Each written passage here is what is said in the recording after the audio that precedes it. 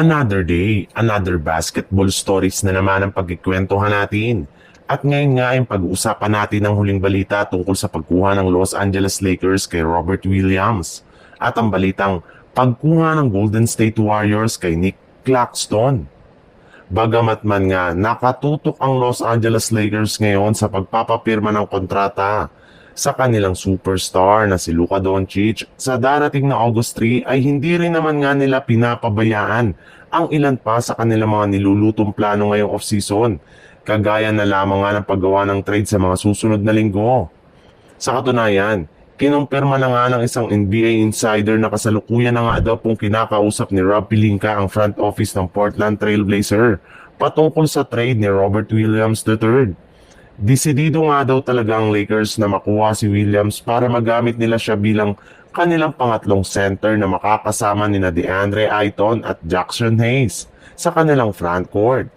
Sa ngayon nga, ay nai-offer na nga ng Lakers sa Blazers ang kanilang batang sharpshooter na si Dalton Kenick bilang kapalit ni Williams. Sadyang hinihintay na lang naman nga nila ang magiging sagot nito kung kakailanganin pa nila na magdagdag ng players at draft pick para lamang matuloy ang ganitong klaseng trade.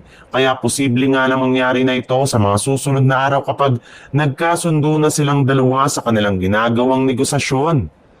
Dahil nga wala pang nakukuha ang Golden State Warriors na bagong big man, ay si Draymond Green pa rin nga ang posible nilang gamitin bilang kanilang starting center next season. Pero agad rin naman nga itong tinutulan matapos niyang sabihin na nahihirapan nga daw talaga siya na makipagbanggaan sa malalaki at batang big man sa ilalim ng basket. Kaya kung maaari nga daw ay sisikapin talaga ng Warriors na kumuha ng bagong center bago pa man magtapos ang off-season.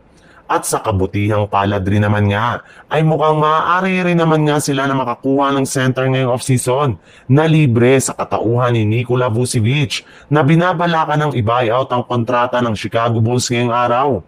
Base nga sa kalalabas pa lang na balita, dahil nga daw po wala pa rin nagkaka-interes na team sa pagkuha sa napakalaking kontrata ni Vucevic sa isang trade, ay napipilitan na nga daw pong ang Bulls na i-buyout na lang ito sa mga susunod na araw. Bukod rin nga kay Vucevic, ay pinag-iisipan rin naman nga na kunin ngayon ng Warriors si Nick Claxton mula sa Brooklyn Nets, kung saan maaari nga nila ditong i-offer ang kanilang batang player na si Jonathan Kuminga.